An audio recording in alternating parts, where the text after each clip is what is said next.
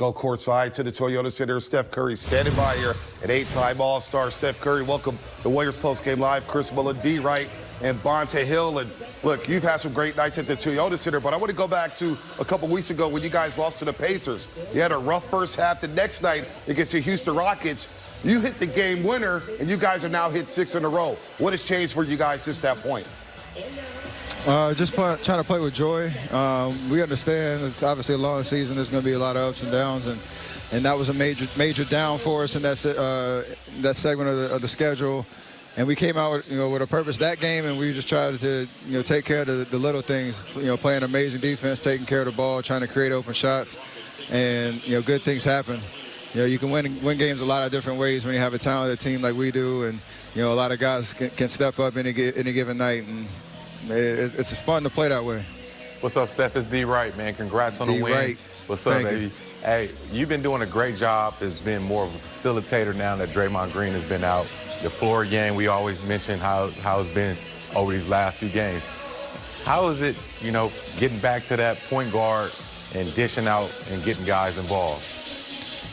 It's fun. I mean, it is different, obviously, when you have the luxury of having Draymond at the top, able to initiate a lot of offense, run transition, find the open guy. Me and all of our shooters can run the lane, but without him, it does look different, and I have the ball in my hands a lot more.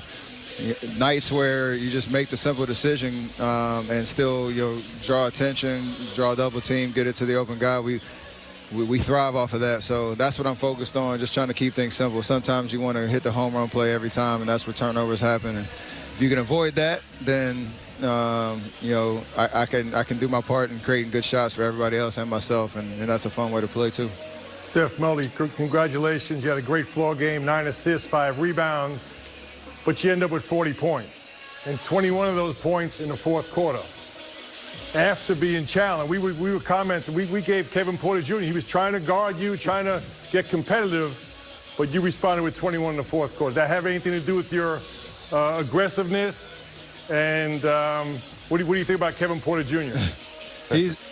I like like you said, his competitiveness. He got a dog in him, and he wanted to take on that challenge.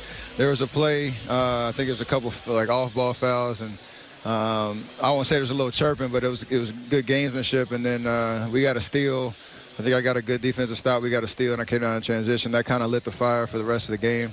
And it's a testament to defense creating, momentum on the offensive end, and that's what we thrive off of. So when I do my part on that front, it's Warrior basketball, so it's fun. I'm obviously blessed to have teammates like I do. God is good, and I'm going to keep trying to ride this wave. Well, Steph, the other night you surpassed Chris Mullin for the most games played in Warriors franchise history. And it must that be just another. Means I'm getting old. Yeah. No, well, hold on, Steph. It's another day that ends with the letter Y because you just surpassed Kobe Bryant for the most 20-point quarters in NBA history. How's that feel? Yeah, that's nice. That's elite company. Elite company. Elite company. Well said. Mic drop there. Steph, go get some rest. We see you tomorrow night in San Antonio. Thank you very much. No problem. Steph Curry there with a 40-point explosion, 21 in. Warriors taking on the Rockets. A familiar face back on his A game. His name is Steph Curry. We knew it was just a matter of time right before he turned it on. Maybe a visit to Houston was just what the doctor ordered. He dropped 40, did Steph Curry. Put the league on notice he can still cook. Warriors won 122-108 for their 6th consecutive W.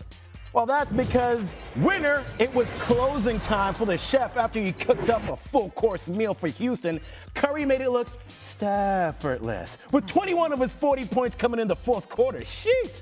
That's the most he's had in the fourth quarter since dropping 23 in the fourth of the series-clinching dub in Game 6 of the 2019 Western Conference semifinals against the Rockets. Is that deja vu, Shay? Maybe that's what you could call it. Loser, don't tug on Superman's cape. Let me tell you what I'm talking about. KPJ had some words for Steph as the third quarter was winding down. Maybe if he knew that these words would lead to a 21-point fourth quarter for Steph Curry, would take him back.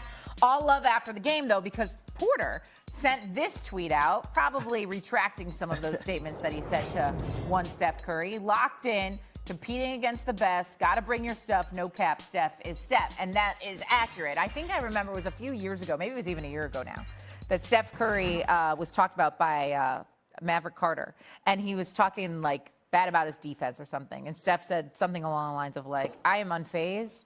I am who I am. Tunnel I am vision. so confident in who I am that when you talk negatively about me, I either agree with you or I laugh at you. And so here we are, understanding that you can talk as much as you want to Steph Curry on the court, but all he's going to do is go use that as fuel to go get more buckets.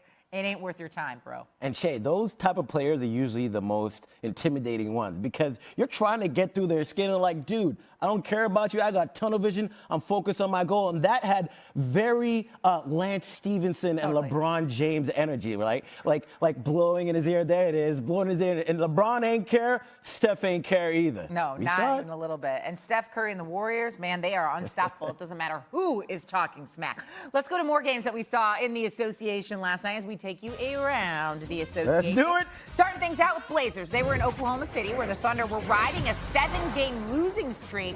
No Shea Gilgeous-Alexander, and so... It's time to giddy up. Well, Josh Giddey, that is, because he had his 11th double-double of the season, the most by a Thunder rookie since 2008. Giddey became the 4th teenager in NBA history with 500 points, 200 rebounds, and 200 assists in their first 45 career games. Thunder win at 98-81.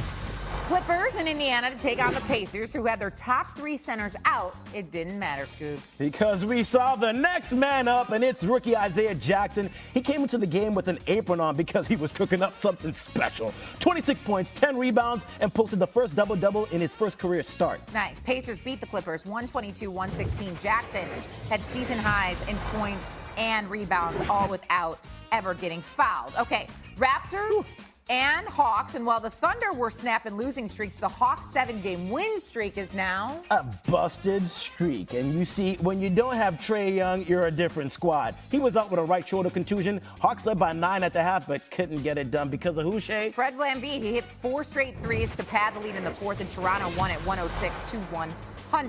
Kings and Knicks at the Garden, and both these teams were absolutely desperate for a W, but it was the Kings who still have their losing streak intact. Yeah, December 1st was Sacramento's last road win. Is that good? No, that would be terrible. Oh, okay. Knicks also led by almost 30 in the fourth quarter and out-rebounded the Kings 47-36. It was a 116-96 victory, man. Alvin Gentry said those losses are starting to pile up. They got to figure something out. Heat and Celtics, battle of 2 teams in the top 8 of the East.